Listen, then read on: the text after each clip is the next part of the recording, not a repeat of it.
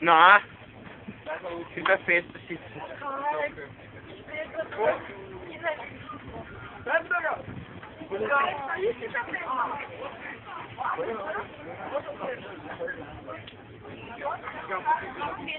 Armin! Platz haben wir noch. Den noch hinein.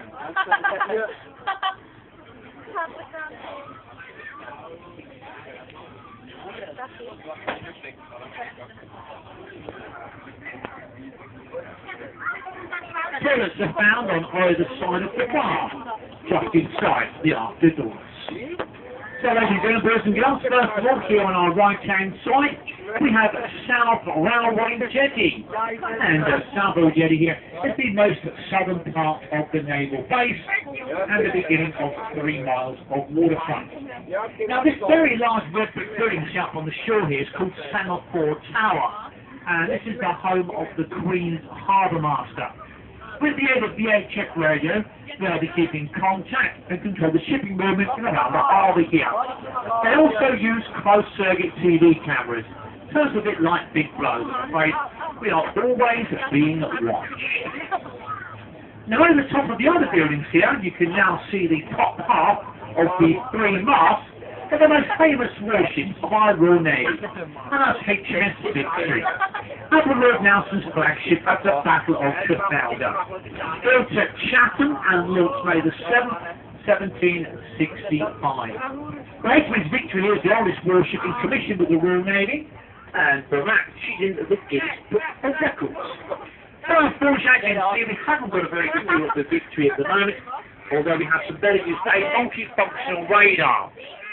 It can actually detect 300 flying objects once at a range of 250 miles away. Crew capacity aboard these ships are 190, although they do have enough accommodation on board for 235 apparently.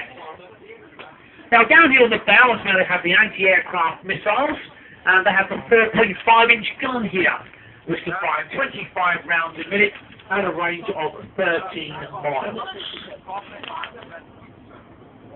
So there we are, the first of our 6 new daring-class destroyers. And if you look back, you can get a picture of HMS Victory now. There's the Victory in dry dock number 2, and he'll move up alongside D-95, Warship Manchester. Manchester here is one of our flat 3 Sheffield-class destroyers. One of 4 built for the Royal Navy after the Falklands. A length of 132 metres, weighing just over 4,000 tonnes.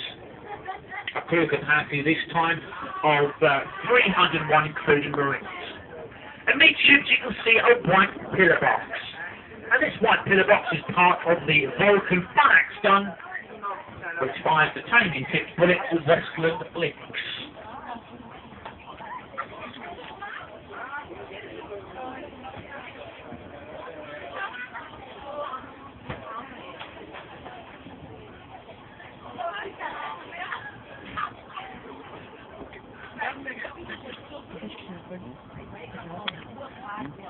Right, well we're moving up now towards the north corner, and here at the north corner we have Iron Duke N234.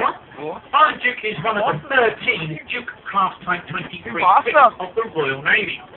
And at the moment we have 13 of these ships, although originally we had 16 until 3 were sold to the Chilean Navy cutbacks. A level of 133 metres, weighing in at just over 3,500 tonnes. Once again on the stern is opportunity for a helicopter, but these ships can carry 2 Western Lynx or a single Sea King. And midships there's a 30mm gun, and up on the bow here is where they have their main fighting power. This includes the 8 Harpoon missiles, 32 Seawolf missiles, and you can also see a 4.5-inch gun here, a range of about 11 miles. So there's the warship Iron Duke. Now in front of Iron Duke is the north corner. The north corner here marks the end of the original part of the naval base. And from this corner, as we continue on, all the land you see here was reclaimed from the sea by the Royal Navy. And the inner basins and dry docks were dug out by hand by prisoners of war captured by our royal fleet many years ago. The Portsmouth's been an edge, and here on our right we continue to move along the edge here of the North Wall.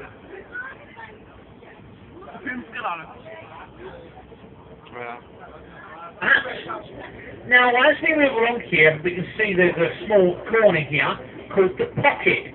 As you go into the Pocket here, you move to the right and you have the entrance of basin number 2. There is the small survey time, which meant unfortunately she was left at sea powerless. So she was towed to Chile and then on to the Falklands, where she was plucked out of the water by another ship so she could return home to this country safely.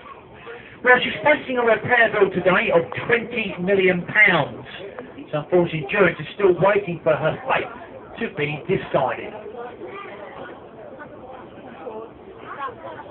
Now, just on the inside of Endurance there, we have another one of our batch 3 Sheffield-class destroyers.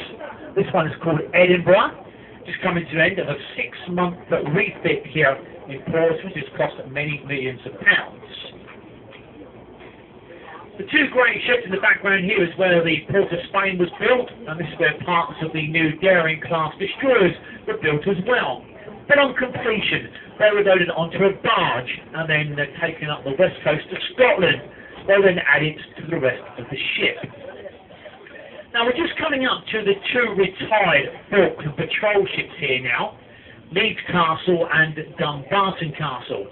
Now these 2 ships have in fact been in Portsmouth up for sale for a number of years, and apparently they have just been sold to a foreign fleet. So they're waiting to be towed away, so they can be updated. Now towering above these 2 ships, but on the other side of the wall here, we have another one of our aircraft carriers. Although this one here is the oldest of the fleet of 3. R05 was called Invincible. Commissioned in 1979.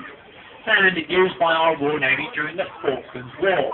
Remaining in service for a grand total of 26 years, before unfortunately retiring. Part of the reserve fleet today, but I'm afraid this one may be put up for sale in the future. Back over on this side of the wall, we're just passing a brand new harbour tug now called Bountiful. We have 4 brand new tugs here in Portsmouth now.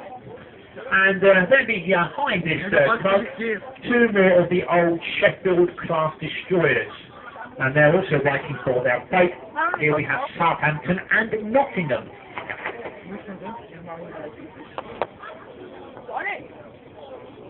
But I'm afraid at this point, this is where we slowly turn.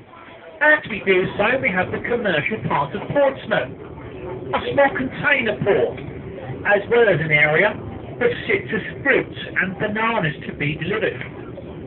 And we also have the second biggest cross-channel ferry port in the country, coming second to Dover. And here alongside we have the Normandy, the Brittany ferry here. And alongside berth 5 you'll see